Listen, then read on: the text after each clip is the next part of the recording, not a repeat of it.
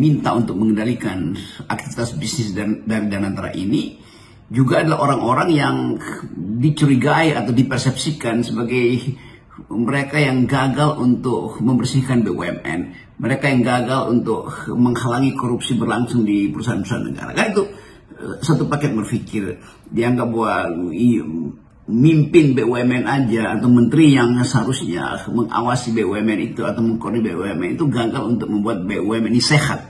Karena dianggap atau kadang-kala memang faktanya banyak BUMN yang harusnya udah dihilangkan nilai bisnisnya tuh, apa istilahnya, di write off. Jadi secara akuntan sebetulnya dia sudah tidak berfungsi lagi sebagai pembuat profit itu, kecuali direkayasa laporan keuangannya, lalu dicari cara dengan cara menyembunyikan utang dalam bentuk merger segala macam. Tetapi yang jadi inti persoalan kita adalah cara publik memandang mereka yang terutama yang berasal dari wilayah BUMN yang mengawasi atau bahkan menjadi pasukan yang akan membawa Danantara ini kan.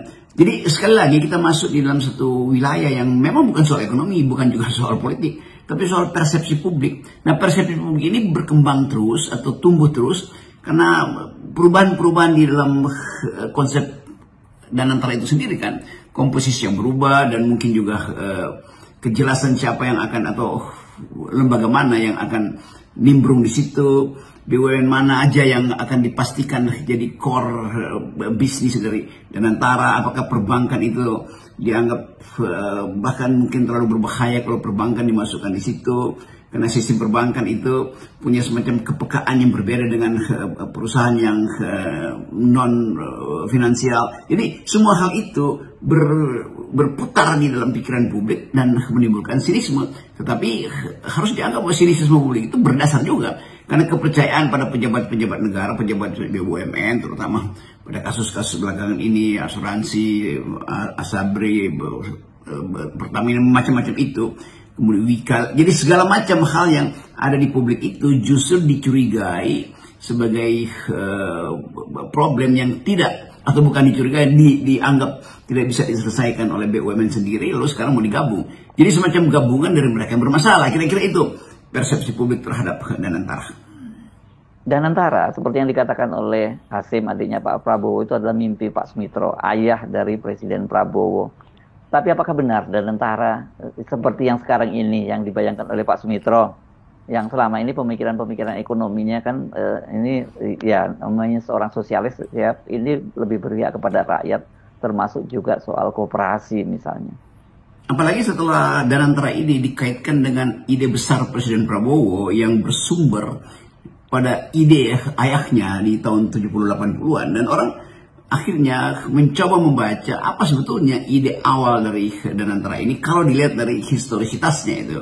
Dan Pak Sumitro ternyata menginginkan Danantara itu jadi semacam modal dasar untuk mengumpulkan uang dan keuntungannya dipakai untuk membiayai koperasi. Kan itu filosofi yang orang anggap oke, itu bagus betul, bahwa negara bertanggung jawab terhadap kehidupan rakyat, dan karena itu diperlukan satu super holding untuk membiayai justru mereka yang tercecer, tertinggal, yaitu rakyat. Karena itu koperasi harus digerakkan. Dan betul bahwa Presiden Prabowo akhirnya menggerakkan koperasi, berapa 70.000 unit koperasi akan dibangun di Indonesia.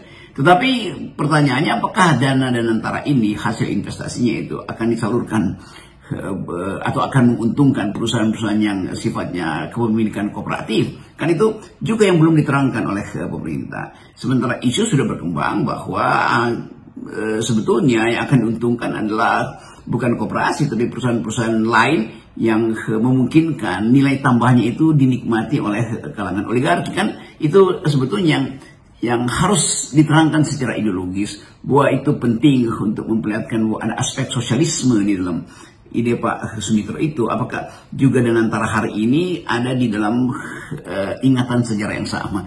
Jadi kita harus jujur mengatakan bahwa, bukan jujur, terus terang mengatakan bahwa kecemasan publik, kegelisahan publik itu yang belum mampu untuk ditangani oleh bahkan petinggi-petinggi di Danantara sendiri kan. Kan beberapa petinggi Danantara atau mereka yang membela Danantara masih bersikap defensif gitu, menganggap bahwa udah lihat aja, nggak usah banyak ngomong, lihat aja nanti. Bukan itu soalnya, harus diletakkan di dalam kalkulasi dan analisis akal pikiran bahwa kritik publik itu harus dijaminkan pada argumentasi baru bahwa Danantara kami perlihatkan akan memunculkan ide-ide inovatif, akan mampu untuk mengatasi kesusahan ekonomi. Itu yang harus diterangkan pada publik, bukan sekedar mengatakan bu ini adalah warisan yang akan berguna, ini adalah temuan peradaban yang luar biasa. Kalau itu semuanya itu namanya harapan atau bahkan bisa jadi ilusi sebetulnya, karena para penjelas keadaan pun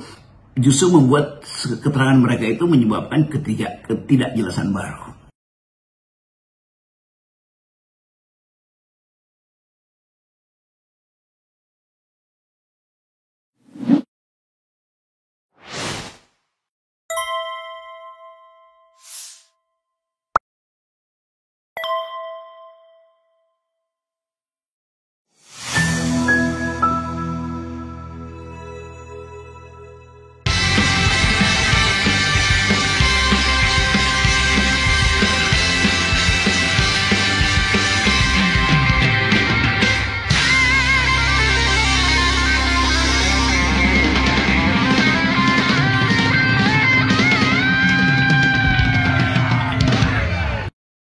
Menurut Prof. Ferry, apa kemudian yang memicu market ataupun masyarakat merespon negatif soal peluncuran Danantara ini?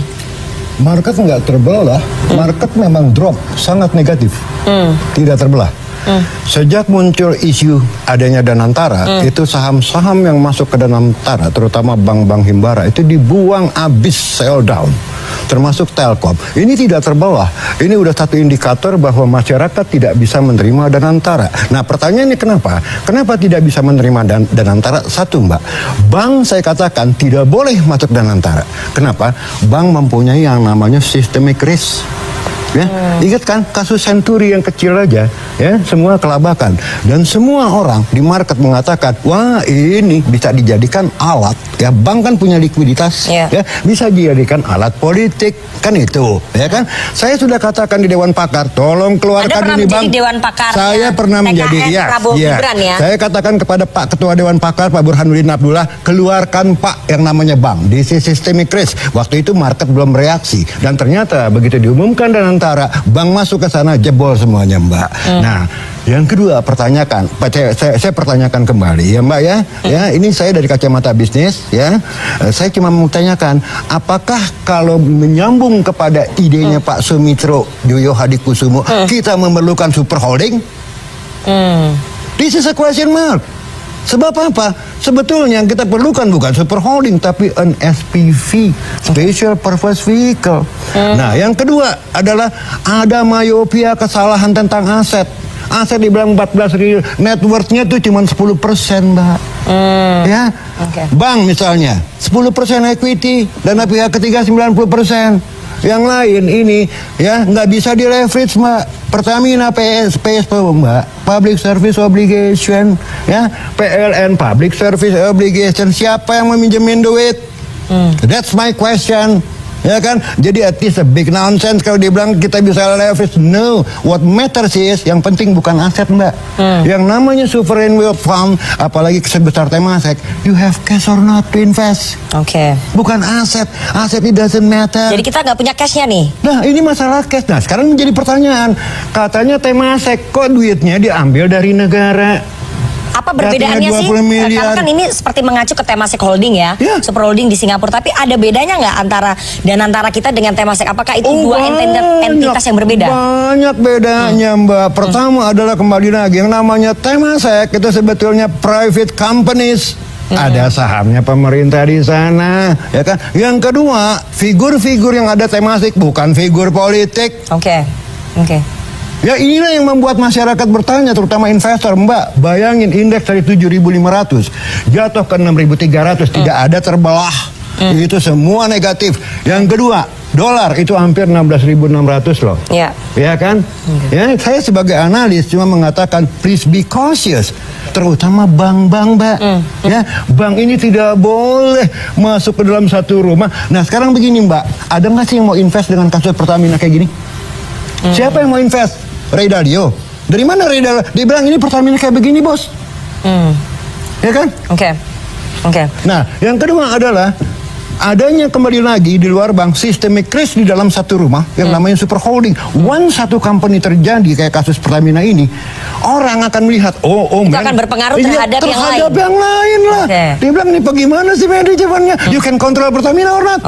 Anda sudah pernah menyampaikan itu ke Pak Burhanuddin Abdullah ya? Udah. Terus respon beliau apa? Respon beliau saya juga nggak tahu apa, cuman tertawa-tawa aja kayaknya ya, cuman menanggapi oh iya begini begitu, tapi tidak direspon secara action. Saya bilang Pak, ini berbahaya yang namanya bank dibawa masuk ke sana. Oke, fine, we cannot batalin ya, dan antaranya, tapi please cabut itu bank. Jadi jangan yang bank yang masukkan. Jangan. Dan yang kedua kembali kalau ngomong aset value sekarang Mbak, siapa yang mau? Ya kan 90% aset BUMN adalah busuk. Maksudnya gimana tuh? Ya, nggak ada yang bisa dicapitalize. Ya karya-karya misalnya dan yang lain-lain. Ya kan yang masuk 7 dulu, 7 yang besar. Aja bermasalah. Yang dividennya tinggi. 7 aja bermasalah satu Pertamina. Bagaimana? How can you leverage it? Jadi kan investor nggak akan percaya untuk invest. Mbak, please believe me, tidak akan.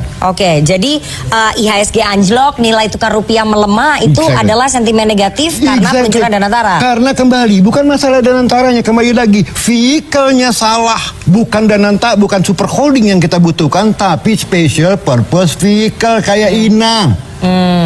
Ini salah super. Yuk, kita mau ngapain dengan aset itu? You cannot leverage it up. Ya kan, apalagi banyak selebihnya, everyone knows lah bahwa BUMN itu kan kebanyakan busuk. Kita nggak usah banyak bicara tentang masalah nasionalisme, merah putih dan segala macam. Saya juga nasionalisme, saya merah putih, saya jauh-jauh sekolah di Belanda, saya pulang karena saya memang mau berkarya di Indonesia. Lihat aja begini, legal construction-nya aja udah salah. Tadi saya bilang yang kita butuhkan bukan super holding tapi SPV seperti Ina.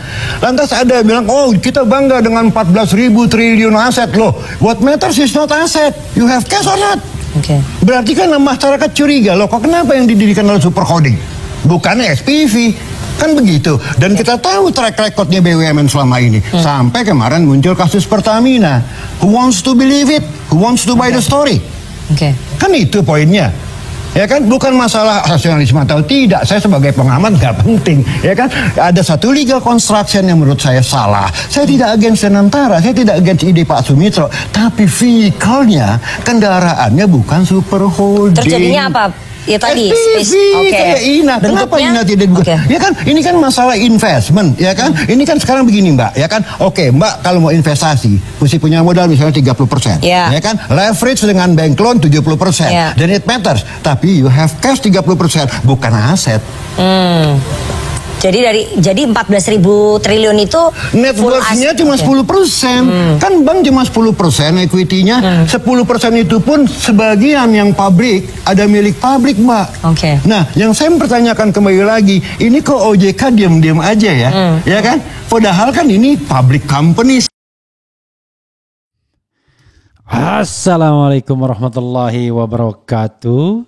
Sobat RH sekalian, jumpa lagi kita di channel yang keren ini. Keren cadas. Ya, sobat RH sekalian, apa yang ingin saya katakan ya. Jadi memang Danantara ini a question mark ya. A big question mark ya, tanda tanya besar ya. Kenapa tanda tanya besar? 2 aspek atau 3 aspek bahkan ya. Ada aspek hukumnya, ada aspek politiknya, dan aspek ekonominya. Tapi yang paling menonjol aspek politiknya dulu. Kenapa ada Danantara? Apakah karena betul-betul untuk economic purpose? Apakah ini sesungguhnya political purpose? Itu yang jadi masalah. Ya. Jadi bukan economic purpose, tapi political purpose. Maksudnya bagaimana? Ya, seperti yang saya katakan bahwa Danantara ini adalah upaya menggeser gerbong dari masinis lama. Di situ ada Erick Thohir, LBP, Jokowi, plus di belakangnya para oligarki, para taipan, ke masinis baru yang mungkin kelompoknya Prabowo. Walaupun di situ masih ada Jokowi Dewan Pengawas, saya katakan ya itu kan jabatan ece-ece aja. Yang paling penting kan CEO-nya yang namanya Roslan Roslani, tim sukses Prabowo, yang komunikasinya bisa langsung Prabowo sebagai penanggung jawab, pembina dan penanggung jawab dari Danantara tersebut, yang langsung dibanggakan sebagai sovereign wealth fund paling besar asetnya. Padahal kata Profesor Ferry tadi, yang merupakan tim sukses Prabowo Gibran, itu yang penting you have cash or not. Kalau cuma sekedar aset itu kan tidak liquid. Yang 14.000 itu apalagi bank misalnya, itu cuma 10% equity ya, kepemilikan dari bank tersebut. 90% sisanya itu dana pihak ketiga. Mau diapakan coba? Itu pun dari equity itu ada pihak lain juga yang memiliki. Jadi Sobat Era sekalian, sekali lagi ya, ini yang harus kita pahami ya. Karena seperti bank-bank itu kan TBK semua. Jadi sahamnya tidak hanya dimiliki oleh misalnya Mandiri, tetapi oleh pihak ketiga juga publik. Jadi equity-nya pun tidak 100%. Jadi Sobat Era sekalian, ini kritik yang luar biasa dari sisi rasionalitas ya. Jadi bagi Profesor Ferry, yang salah itu karena vehicle-nya. Yang salah itu kendaraannya. Harusnya bukan holding, tetapi cukup SPV, Special Purpose Vehicle. Jadi untuk tujuan-tujuan tertentu, misalnya untuk tujuan investasi ya dibuat saja SPV, bukan super holding. Nah, tetapi masalahnya adalah sekali lagi tadi, kan mau menggeser, ini kan, mau menggeser gerbong besar ini, itu persoalannya. Makanya kemudian yang dibentuklah super holding agar penguasanya bulat. Jadi walaupun yang dikuasai cuma aset dalam tanda kutip, tapi penguasanya bulat. Kalau dikaitkan dengan tadi penguasaan atas pundi-pundi ekonomi dari geng lama kepada geng baru ya. Oke.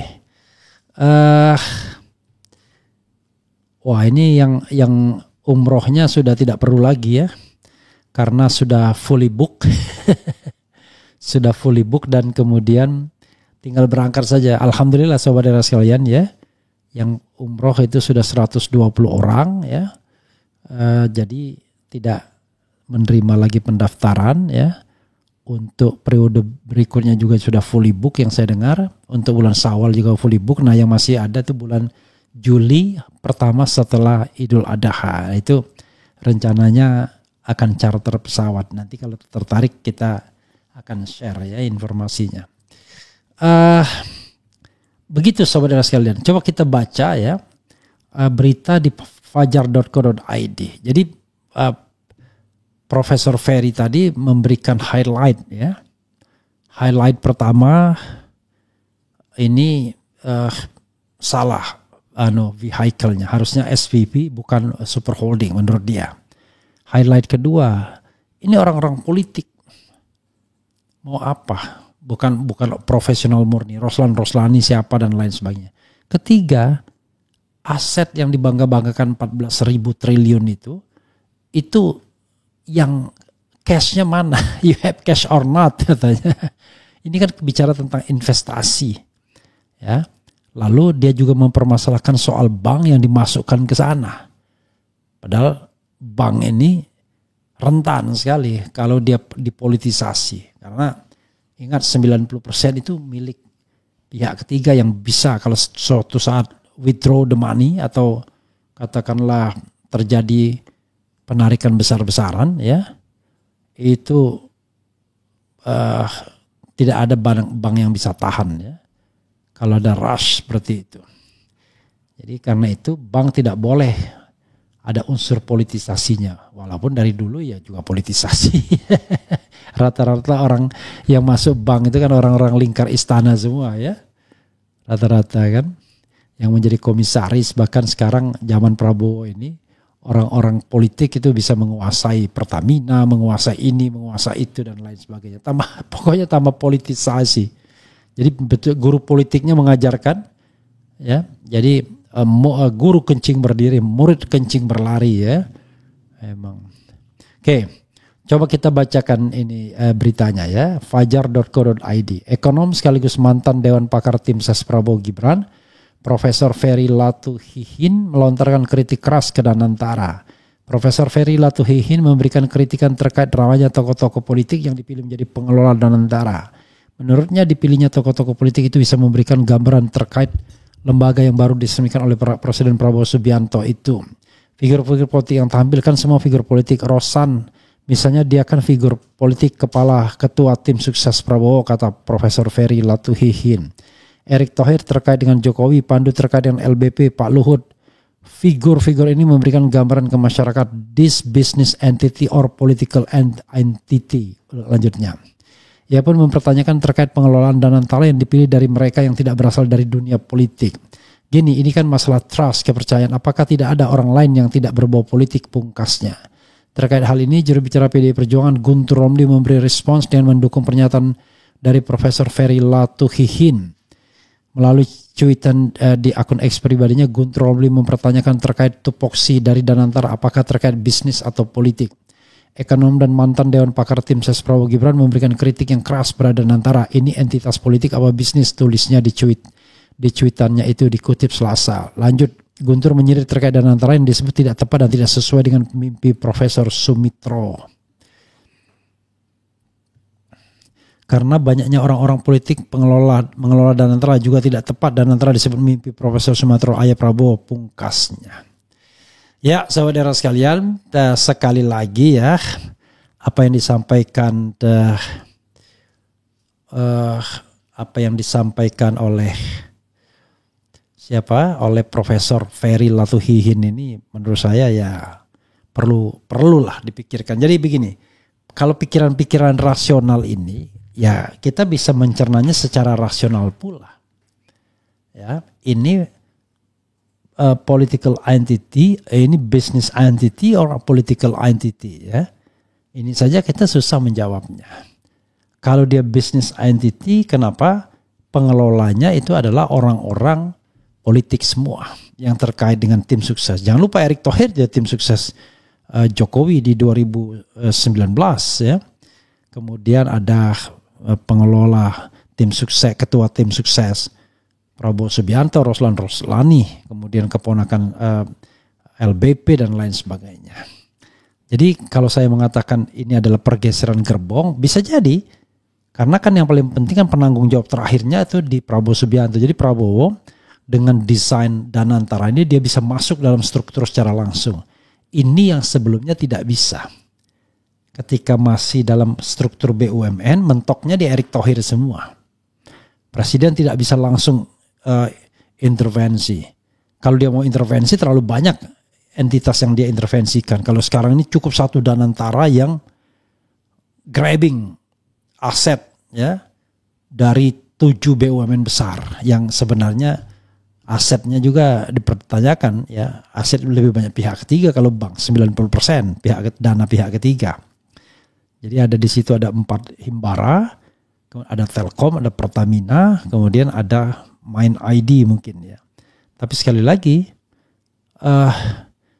yang namanya Pertamina itu public service obligation, yang namanya PLN juga public service obligation, yang namanya Telkom kita tidak tahu ya apakah bisnis murni atau juga ada PSO-nya ya. Oke saudara sekalian, dan ini soal trust, soal kepercayaan ya, soal kepercayaan. Coba kita bacakan komentar saudara sekalian ya.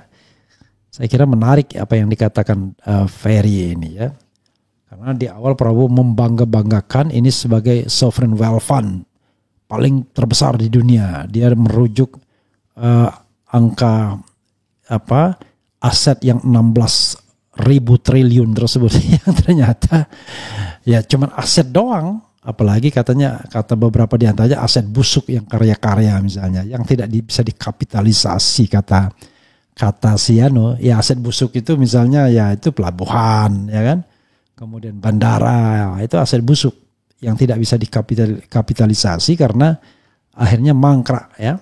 Nah, jadi saudara sekalian, ini menarik ya, karena you have cash or not. Kalau nggak punya cash ya jangan ngomong sekian. Itu sama dengan orang yang mengatakan bahwa Prabowo Subianto sudah selesai dengan dirinya sendiri. Dia ngukur untuk kepentingan makan, minum, nraktir mungkin orang sekampungnya selesai. Tapi untuk pilpres ya tidak selesai, bro.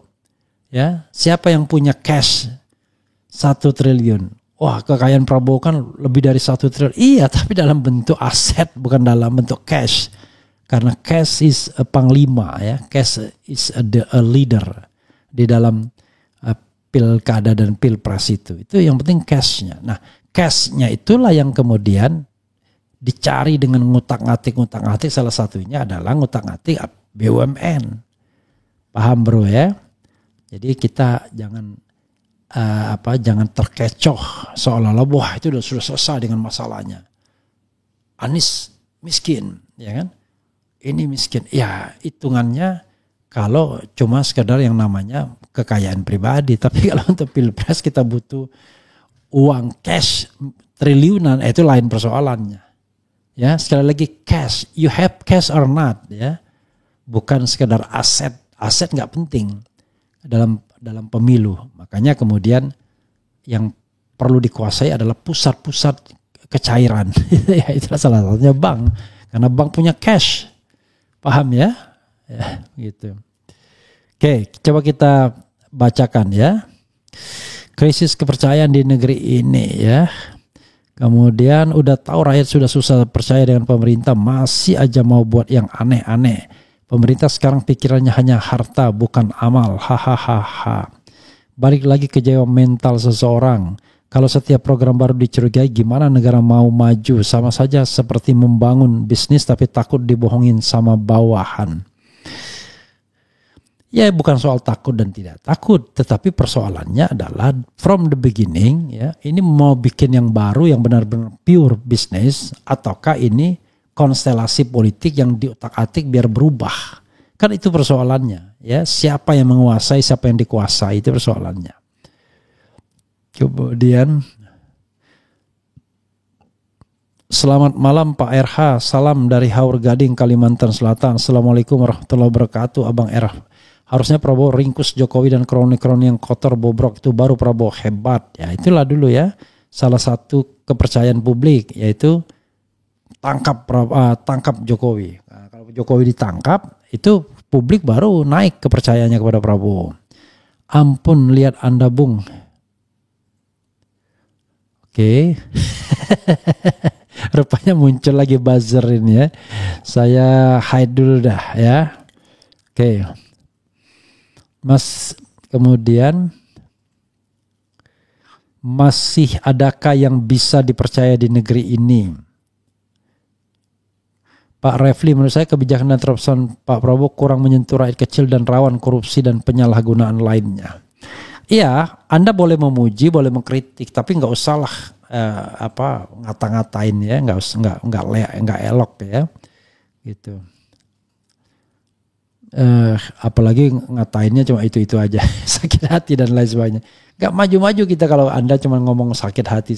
Kita bicara mengenai rasionalitas. Dan saya bukan humasnya pemerintah, saya kritikus, paham ya? Apakah benar Danantara tidak akan memanfaatkan tabungan nasabah bank BUMN? Saya tidak tahu ya. Mengapa perusahaan Pertamina nggak dikembalikan aja lagi ke Aceh? Hadis sahih, barang siapa yang memegang amanah bukan pada ahlinya, tunggulah kehancuran. Kok pada Aceh ya? Umur rakyat Indonesia hilang 10 tahun dan 5 tahun ke depan terus mengalami geram terhadap Jokowi dan kroninya. Assalamualaikum Bang Refli, koruptor harus dihukum mati saja. Makin aneh aja nih negara bikin produk yang jelas-jelas aja lah, tarik investor untuk buka usaha di Indonesia, buat dong masyarakat RI mapan mendapatkan pekerjaan yang layak agar ekonomi tumbuh. Ya.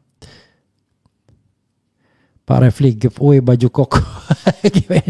Ini baju koko yang saya pakai usianya sudah 5 tahun. Maka 5 tahun lebih saya belinya nih sebelum COVID ini ya. Oke, begitu sobat era sekalian ya. Mudah-mudahan ini bermanfaat. Sekali lagi ya, kita bukan tidak setuju dengan program pemerintah apapun, tapi apakah pemerintah mampu meyakinkan rakyatnya mereka tidak korup, mereka tidak merekrut orang-orang korup, mereka tidak menggunakan Danantara untuk yang namanya political vehicle.